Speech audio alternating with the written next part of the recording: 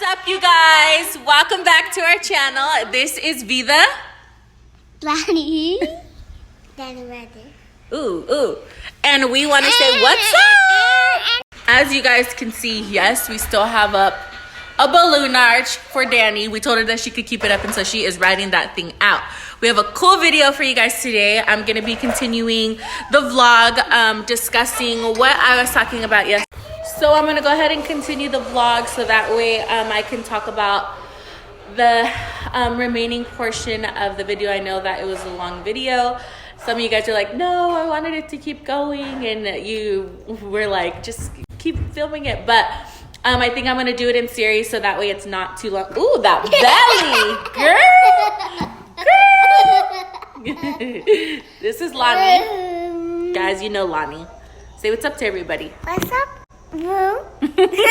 She's in her chola mode right now. And it's what's up, bro? What's up, bro? What's up, bro? So I'm going to be going over just some things that I think can be really helpful to those who have faced infertility, PCOS, endometriosis, and what has led up to my most recent diagnosis, which is lupus. So I hope you guys, if that's something you guys are interested in and you guys want to hear more about it, make sure you keep watching. If not, I won't be hurt if you guys log out right now. We'll see you guys, but make sure you subscribe to our channel. If this is for you, make sure you keep watching.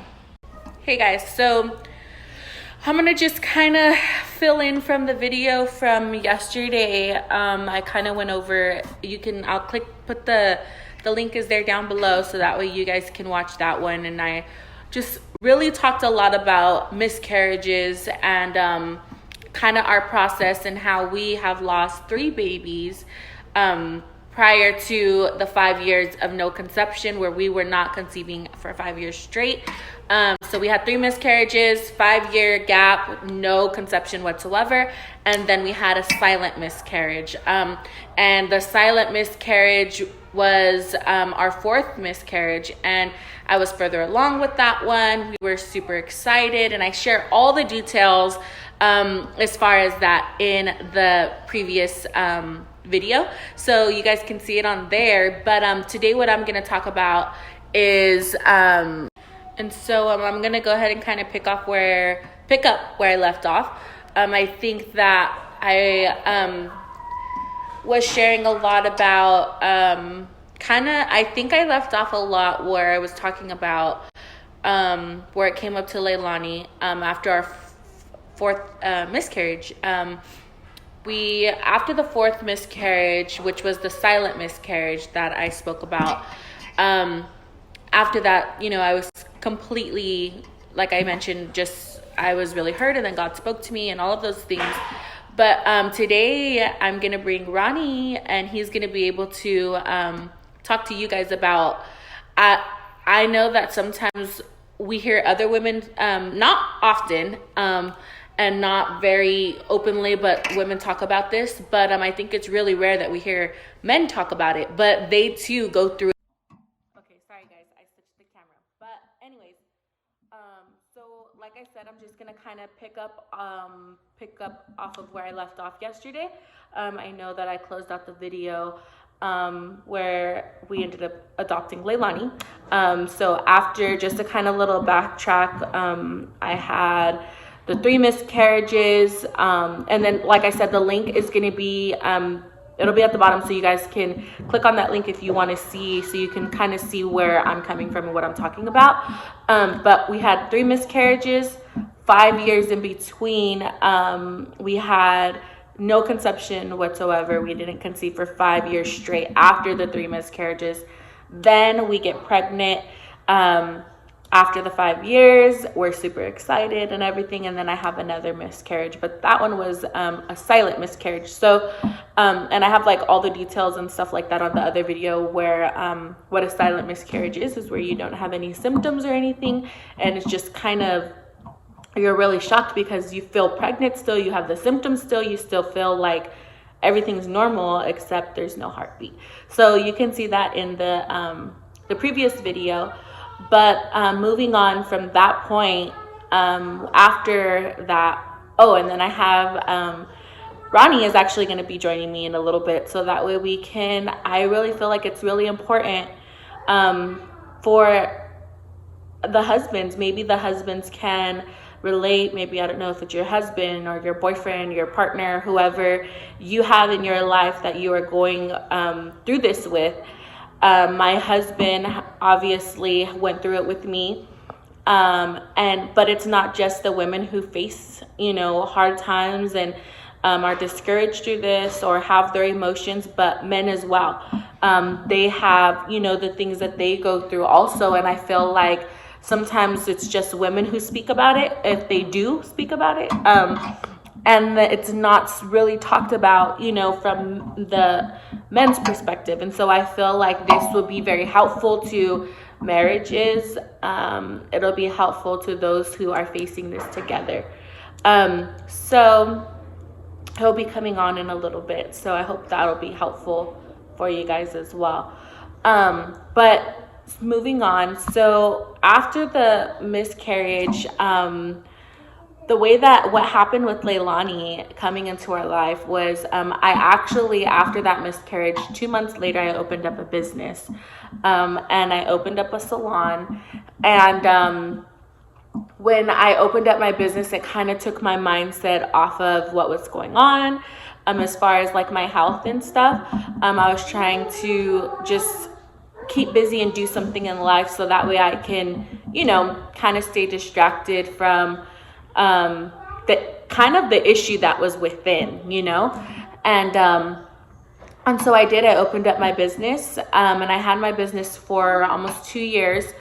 That's a whole nother topic and a whole nother video if you guys want me to discuss that. Cute. I can definitely do that. I've learned a whole lot, from that experience. And that's one thing you will get to know about my husband and I is that we just always step out. And sometimes we don't really think things through. And sorry, I had a little mommy moment there. But yeah, so I think I have a lot of, learning that I had to go through and things that I went through. I would totally turn around the way that I did it for the next time. But I think that sometimes you just got to be a risk taker and you got to be willing to step out and step out of the unknown. I think sometimes we are too afraid in life, and that's why sometimes you just don't achieve dreams or goals or things that you would desire to do. And now with that, also, I believe in wisdom and doing things the right way and kind of thinking them out. I was very young and I made a lot of mistakes and made a lot of decisions that were not very ethical as far as like, a business aspect and things like that. But I have learned, and I learned that sometimes, you just have to really, really, really, really, really get advice from people before you do something. I didn't have anybody to show me anything. I didn't have anybody in my family who is, has a background in business or anything like that. And we just did it. We just stepped out and did it. So anyways, if you guys want me to do a whole video on that, I can. But yeah. So after that though, once I closed, one of the reasons I closed my business was for the fact that my mindset, once Leilani came, and the way that she came was so sudden and so like unplanned that when it happened, I literally got a phone call from my sister, not Leilani's biological mom, but my other sister, which they both share the same mom. We have different moms. And she was like, hey, Sandy's in the hospital and this and that. And I was like, okay, I'm going over there. I go over there and stuff. And came to find out that she needed somebody to take her. I won't kind of put too much detail on her end, but we knew that it was gonna be a result of that. And so when we did, my sister Leilani's biological mom asked if we would be the godparents, she then already had told my sister, like, Vida said, don't worry about it. If anything were to happen, that she'd be willing to take the baby. Mind you, we didn't grow up very close. Like, we didn't grow up in the same home. We didn't grow up in the same environments or anything like that at all. Like, actually, it was almost like if my sisters, more so Leilani's biological mom, it's almost like a stranger. She really was almost like a stranger, where I knew she's my sister, but we weren't close, you know? And so for the fact that I was willing to do that, I think she was a little shocked by it. And also for the fact of me being willing to do it, you know, I was even like, it was so crazy. Like, when people tell me now, when I think about it coming out, like, out of it, it's so crazy, because so many people were kind of like, are you sure? Like, this is a big step, or that's a baby. And with Leilani's medical history, she had 0 prenatal care. Leilani was exposed to drugs the entire time of the pregnancy. There was physical things, and it was just a mess as far as her condition. And the amazing part about it is that she was a miracle when she was born. This is what's amazing. A lot of people don't know this part of the story. Is my sister had a condition called placenta previa and placenta accreta, and that condition is where the come and, you know, but yeah, we still have Danny's balloons up because we told her that she can leave them up until they go down. And I don't know, I think I'm gonna start popping them because they're lasting a little bit too long. No, but yeah. Anyways, so Leilani was a miracle, and we were blown away by the miracle that took place in her life. And I think that everybody, like I said, was really kind of worried, you know, and which is completely understandable. Like, now I think about it, and I think, like, being out of it now, I'm like, oh my God, that was so crazy that we just were so willing to take and not know anything about that. And now I know what can happen. And now I know, because I've taken so many classes, and sorry, they're moving some of their toys out and stuff. So, but I think that it just taught me so much too, that sometimes, you know, like, when you step into the unknown, you just know that God is with you. And that's exactly what we did. We knew that God was with us and that he was going to carry us through. And I just had this beautiful baby, and I knew that she was meant to be with us, and she was meant to be ours. And so, after that, I remember we had to take so many classes and things for the adoption process. I remember when the social workers, they came to the hospital, and then they asked you, you know, questions and stuff like that. And so, are you willing? And if this baby has to go for adoption, and things like that. And we were like, yes, yes, yes. It was amazing how things just panned out too, because, like, my sister's mom, I've never had a relationship with her prior to Leilani. She was my sister's mom, and I just never, you know, we just never had a relationship, not because of anything, but because of, why would I really have a relationship with her, you know? And so the fact that she came up to me at the hospital gave me such a peace.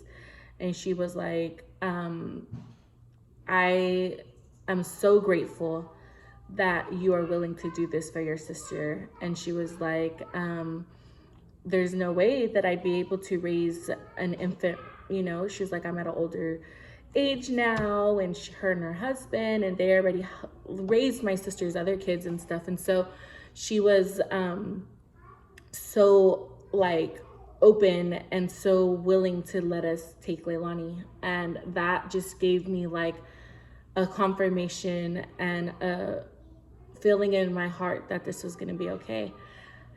And so we did, and we have an amazing relationship with her. She has helped me so much with Leilani. Like when she was a baby, she would watch her for me several times a week. Till this day, she goes with her every week. If not once or twice a week, she sees her. And we've built a great relationship. And I'm so grateful that God has allowed that to happen. And then after that, I know I shared it yesterday, how once we adopted Leilani, we felt so, it was unreal how much we felt complete. We really felt complete, and we felt like God gave us the desire of our heart.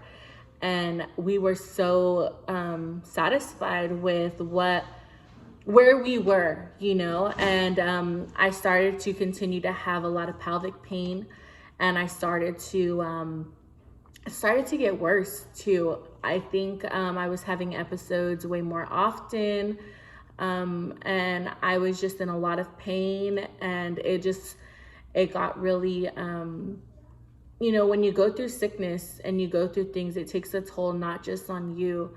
And sometimes I think, like for me, I remember feeling like I would try not to complain, but at the same time, my illness was something I couldn't hide. So when I was having an episode or I was having something, it was evident, you know, it was something that was there. And my husband would get upset with me, which he still does, because he'll be like, why do you wait till the last minute? You know, why do you wait till you're in so much pain? But it comes on like instantly. It's not like it gradually comes or anything. And so I think that sometimes what we don't realize is that it doesn't just affect us, you know, it doesn't just affect the person who is sick, but it affects those who are around us and those who are closest to us, you know. My husband's the one who's there at night when I'm in pain and I can't sleep and I'm vomiting and I'm just curled up in a ball, and you know, and nobody else is there but your significant other. And I think that through that, it has made us, over the past 7 years of me fighting, it's made us closer, and it's made us have to learn how to compromise with each other in different areas of our life. And I think that one thing I'm so grateful for is that Ronnie is so patient and he is so he has never left me in the hospital alone. He has never left me there with, I mean, it could be 2 a.m, 3 a.m, whatever, and he will make sure that I'm taken care of. Once I started to, once we had Leilani, and more so with Lonnie and Danny, it was a little harder, to where he would make sure somebody went with me, and I'd be like, no, you stay with the kids, make sure they're taken care of or something. But he always has been there, and I'm so grateful that I have a husband who has always made us a priority over anything else. Whatever obligation, whatever task, whatever thing he had, it didn't matter to him, but we mattered. Me, my kids, we matter more than that thing, you know. And so I think that when Leilani was about 6 months or so, we started to consider me having my hysterectomy. And it was a huge decision that we had to make, because I was like, okay, this is something that's going to be permanent. Like, we can't backtrack, we can't reverse it, we can't, once it's gone, you know. And my husband, my biggest thing is that he was in agreement with me and that we were on the same track, you know. And I didn't want to feel like I did something out of being selfish. And I wanted to make sure that we were in unity and we were on the same path, in the same mindset, you know. And so he was like, no, like, if this is what's gonna make you better, I am 100% okay with it, V, like, do it. And he was like, I am so happy, I'm so satisfied. Leilani has given us more than what we could imagine, and we got the baby that we desired to have.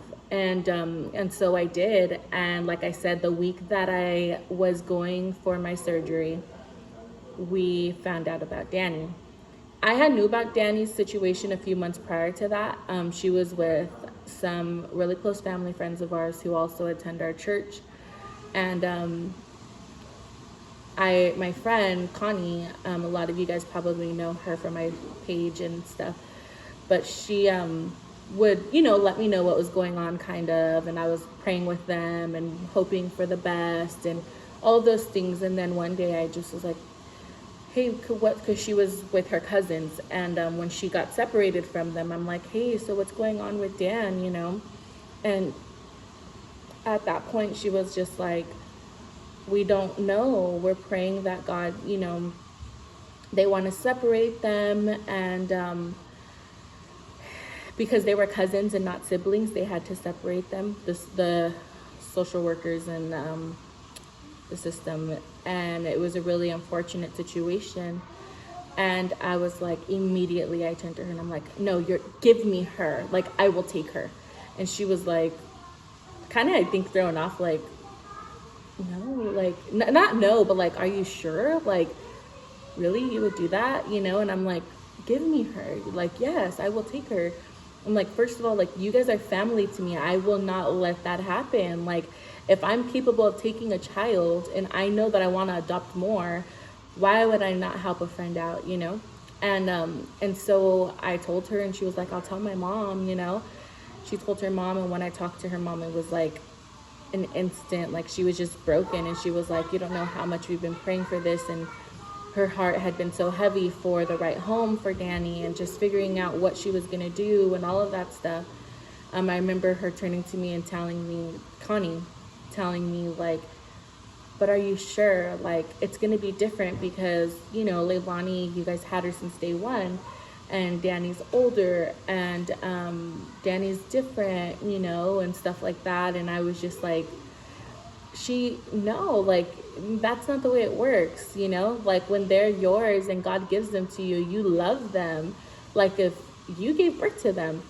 And now that I'm on the other side, I understand that not everybody can do that, that not everybody is called to do that. And that's why I said, like, I really feel that God has gifted our life, and I feel that this is a calling from God, because now that I think about it and I look back at the years of things we've done, or just the way that I am with people that I love and stuff, it's made sense to me now that the reason why I get the way that I do, or can love the way that I love, or care the way that I care, is because it's a gift that God has given me to love those who are orphaned and those who are not my own.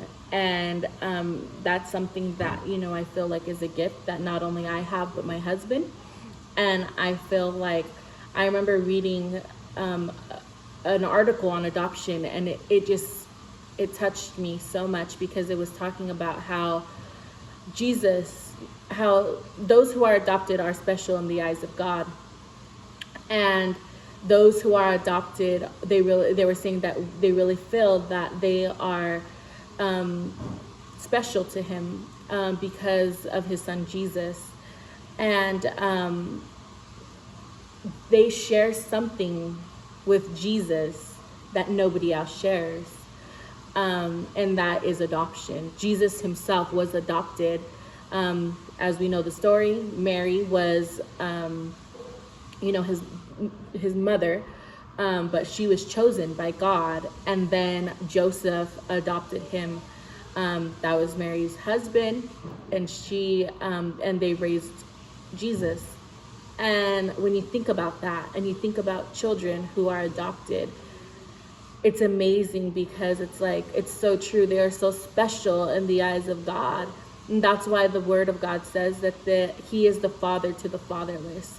And I joke around with my husband all the time, and I tell him, like, you're like Jesus, like, what can't he do, or whatever. I'm like, you even love like Jesus. I'm like, you're a father to the fatherless. But it's so true. He is, like, he has relationships with people that never end because of his love for people, and they can go their own way and do their own thing, and life goes on, but he will always reach out to those that he loves and stay connected to them. And I love that about him. But when Danny came, it was the week of my hysterectomy. And when we found out, okay, this is what we're going to do, we started taking her little by little. And the moment that I went to go see her, I mean, she was like a movie, you guys. Like, she literally was going to run up to Connie. She was with me, and she was going to run up to Connie. But as soon as she seen me, she was like, and she backed up. And I remember she had her little unicorn in her arm. And she backed up, and she was like, and she literally went to go hide behind the slide at her school. And she wouldn't come out. And she would only talk to Connie. And I was like, oh God, like, this is going to be a tough one. And I was like, Lord, give me wisdom. What should I do in this moment? And so I was like, okay, God. And I was praying, and I was just like, okay, God, you can tell that there's something. There's things that, you know, kids don't just do things for no reason. And sometimes we don't realize that there's trauma, or there's triggers, or there's things in their life. Sometimes not even on purpose, not that they could go through, but sometimes it's just, it could be a little thing, just the fact that she was disconnected from her family. It could have been a lot of different things, but at that moment she was fearful. And I was like, okay, God, like, give me wisdom here. What do I do? And I turned, and I remember I had a basket that I put together for her, trying to butter her up, you know, to get her to come with me and to like me. And so I turned to Connie. I'm like, okay, let me do this. Let me try to get her, you know. And she was like, okay. And I did. And I'm like, do you like bunnies? It was Easter time. And I'm like, oh, and somebody told me you like Hatchimals and Spirit and this and that. And I just like started pulling all this stuff out. And she was just like, and she didn't say anything. She was just like, and took the basket. And she was like quiet, but was looking at her basket. And at that time, she had a choopy. She was 3.5, and she had a choopy in her mouth. And she would stick her tongue out. Like, she was literally like, she would just stick her tongue out all the time, and that's what she was doing. And she was just sitting in the back. And the next thing I know, she was asking me, the first words that came out of her mouth was that her house got broken and that she needed a new home. And I know that their family referenced that too, because that was the easiest way to put it to her, why she couldn't go back home. And I remember telling her, it's okay. I'm like, that's okay, because Jesus is going to give you a beautiful home, and he's going to bless you. And she was like, do you like my pretty black hair? And she's going on and on about the way she looked. And it was like she was giving me an interview. And from that moment on, she just instantly gravitated towards us. And the next day she was calling my husband Daddy without anybody telling her that anything, that she didn't even know she was coming with us. She didn't know that we were taking her, that she was nothing. And she turned to us and she goes, where'd Daddy go? And we're like, what? And we just were amazed at how fast, because this child didn't even talk, didn't like people. She would get scared going with people. She would cry. And the fact that she just instantly gravitated towards us and loved us, we knew that it was the will of God. And she has come so far and has achieved so much and is a beautiful little girl. And I am honored to be her mother. But yeah, and so we just finished that adoption. And during that process, I did get sick. And I was in the hospital 2 years ago, right after my hysterectomy, and they had told me that they were trying to figure things out, and I had hypothyroid and these things, and they said, you know what, we're gonna do a lupus panel. And they're like, have you ever been diagnosed with autoimmune disease or anything? And I was like, no, but it does run in my family, and such and such, whatever. And they did it, and they came back and they're like, you know what, this explains everything. They were like, your levels are really high, and you have lupus. And I was like, kind of like shocked, but I wasn't. I had been sick for so long that I was like almost to the point where it was like self-diagnosing, you know? And you're just kind of like, I know what my body feels, and I know that there's something more than what the doctors are saying. And I just, my joints would hurt. I would wake up in the morning, and the way that I explain it to my family and everybody, I'm like, I feel like I'm a turkey in the morning that needs to be defrosted. And it's like my joints, every part of my body hurts, and every part of my body feels like I'm stiff. And I feel like I just have to lay there and get my body in motion to work again for me to get out of the bed and go on with my day. Some days are obviously way worse than others. Some days I can wake up and I'll be just fine, but some days it's a drag, majority of the time, because I'm in so much pain, or it's been a long road, you know, and we've faced a lot of things through it. And my husband, I'm gonna bring him on so he can kind of talk about where he feels and what he has gone through being on that side of the fence of having your partner. I think the biggest thing is having a partner who believes with you, who prays over you, and who stands in the gap with you when nobody else does. You know, you have people who say I'm praying for you, we're always seeing you're sick and we're praying for you, but are they really praying for you, you know? And when you have people in your corner who you know are warring and fighting with you, it's a whole different thing. And my husband has been that to me. He's been my backbone as far as us doing life together and being able to go through these things that, you know, we were really young when we got married. I was 19 years old and my husband was 24, and we knew nothing about life, nothing about what was ahead and what was gonna come our way. And I can seriously, like, we talk about it now and I'm like, people would always tell me, and I didn't understand, they're like, you guys are always doing something. You always are, like, there's always something going on in your guys' life. And at that time I would just be like, I know, it's so crazy, but it's so true. For the past 10 years, we have gone through some stuff, and we have been able to war and fight and be able to get through it through the grace of God. And I'm so grateful that we both have always made God our foundation, and we have always trusted that He was the center of our marriage and the center of our life. And we have been able to fight through sickness, right? Like the Bible says, when you're balanced, like through sickness and in health, for better or for worse, for richer or for poor. Oh my God, can I talk about that? We have faced many financial situations, especially in the beginning of our marriage. 2 years ago when I lost my shop and let it go, we started all over again.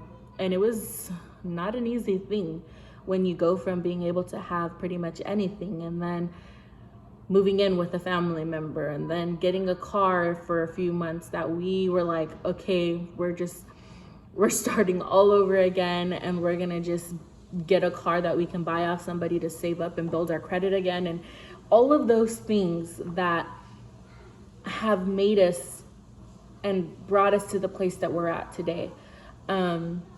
And all of those things are things that are so real that I think a lot of people don't want to talk about, that people on Instagram or Facebook or Twitter or whatever just want to put out the good, you know? But what about the things that people struggle with, the things that are legit problems in marriages, in life, in, you know, things that we go through? And I think that it's important that we do talk about them, because there's so many people out there, and I know that I'm gearing a lot towards Christianity and people who are, you know, who are believers, but that's who we are and that's what we believe. And I think sometimes even in ministry, you can be so involved in ministry and so involved in doing what you're doing that on the outside, everything can look okay. You're being committed, you're loyal, you're there, you're serving, you're doing everything. But like I said yesterday, like my husband was at a place where he was so empty inside. Even myself, you know, you find yourself in a place where nobody knows what really is going on. Nobody knows that at home or in your heart, you're really shattered. You really have a desire for something that can't happen. And I think sometimes when we're in those places and we're in those hard seasons, that's where God makes us. And that's where you begin to see the beauty out of it.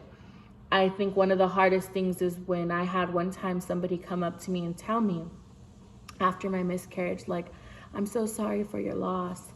And they were like, you know, and to me, I it's so weird. I was so young. I didn't really look at it like, oh, wow, like a loss, you know? And, but it's a child, and it was a loss. And they were like, I'm so sorry. I know how you feel. They're like, I know how you feel. This person had just gotten married, and they were trying for 3 months and had difficulty for trying for 3 months, and then they got pregnant. And in me, I wanted to be like, you have no idea. You have no idea what it's like. Because they miscarried, or I think they didn't miscarry, actually. They had a hard time conceiving for a few months, and because of that, they felt like you know, they've been through a hard time with their pregnancies. And to me, not knocking it, some people, I mean, it takes time, you know, like some people think it's gonna happen the first time, or you're just gonna boom, you're pregnant. No, it doesn't work like that, guys. And I shared that in my other video, you know. But I remember feeling like, you have no idea. You don't tell somebody that when you don't know what it feels like. You don't know what it feels like to not just one time, not just 2 times or 3 times or 4 times. You know, when you find out that you're pregnant, you get excited. You have emotions in you that you feel like this is your baby. Instantly, you have a bond with that child. And when it's taken away from you, and you're already buying stuff for your baby, right? Some people start buying things for their baby. They're planning, you know, gender reveals, or you instantly, it's the moment you find out you're pregnant, all of those things start coming through your mind. And when that is taken from you more than once, or even once, or you have to face that, and then go through 5 years of not conceiving at all, then you get a miracle and you're excited about it, and then it comes and it's taken from you again. No, you cannot tell me you know what it feels like. You cannot tell me you know the pain that is bearing, like that I am bearing. You don't know. And even still till this day, I literally was telling my mom this, that it's like, I am so content and I am so happy and I'm so blessed where God has us. But I feel like there's those times where my doctor was like, when we did my hysterectomy, she was like, I need to make sure you're so young that this is something you want to do, because a lot of women who do this regret it later, and there's nothing we can do about it. They go through a lot of depression. Even in doing that, you know, you face premenopause and all these things that I have to go through on top of all my sicknesses, okay? Going through premenopause. You guys can imagine? Yeah, I'm probably a little crazy. No, just kidding. But I have,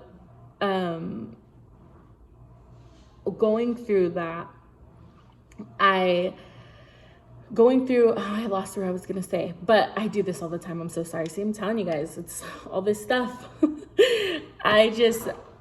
Going through, you know, premenopause and all these things on top of it. I think that one of the craziest things that, you know, we have faced was. But what I was gonna say is that I'm so content and happy where God has us. And I still sometimes battle, and I can totally see how women can go through depression and anxiety and all of those things, because there's times where it'll like go through my mind like, you're not able to have a child, you know, you're not, like, it's like almost like a flash of like where it tries to come over me and it tries to lie to me. And tries to make me feel the emotions, and I literally have to pray in those moments and tell God, like, Lord, I am so content with what you've given me. I am so happy. I am so blessed. I rebuke the thoughts that are in my mind right now, because this is the walk that you have for me.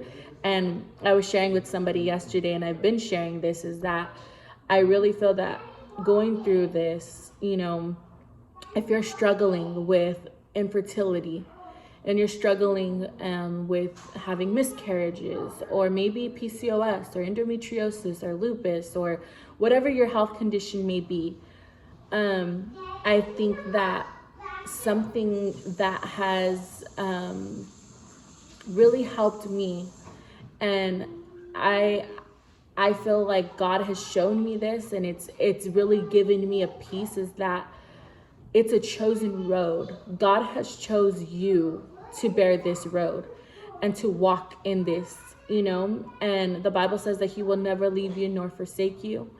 And that scripture has been so true in my life, despite what I have faced, despite what has come my way. No matter how many times I felt like I just want to give up, I want to throw in the towel, I don't want to do this in life, like, just forget it all.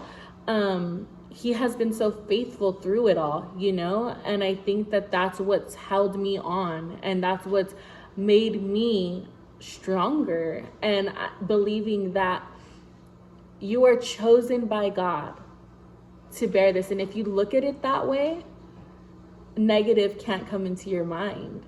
If you look at it that way, it's almost like you can't look at it like, poor me, you know. It's almost like, no, he chose me. He chose me to bear this, and he chose me to be a light to somebody else, because everything you go through is for somebody, and everything you go through will touch and change somebody else's life. And I strongly believe that, I know that even through these videos, you know, so many people have been reaching out to us, and I really feel like God allowed us to go through what we went through for you, to be able to help you and to be able to explain to you, because when we were going through it, we didn't have friends, we didn't have family who had faced this. And the fact that we are able to help in whatever way that may be, maybe it's just in comfort, maybe it's just in sending a text message or listening to these videos, or however it may be, but it's something that we didn't have. And I know if I would have had that, it would have helped me a little bit more. And so I think it's just something that, you know, God has put on our heart, and I wanted to put on our channel so that people can really use the advice and use, you know, the things that I'm even just sharing. It's not even so much advice, it's just kind of like what we've gone through, you know, and to let you know you're not alone, you know what I mean? Like, we're never alone, that God is always with us. And not only that, you have somebody here who can help you guys walk through your journey. But let me get Ronnie so he can come on. Hey guys, so me and Ronnie were talking, and we actually, what we're gonna do is tomorrow we're gonna upload his video. So he'll have a video for all the men to watch. So if you know somebody who is going through this, who is a dad, or, you know, has faced, not even just a dad, but somebody who desires, somebody who's desired to be a dad and has faced something like this, or even just has, you know, maybe a wife or a girlfriend or somebody who's sick in their life, and this can encourage them. Ronnie's gonna be doing a video tomorrow, so make sure you guys subscribe to the channel so you can have the alert for that video. Bye guys, have a good night.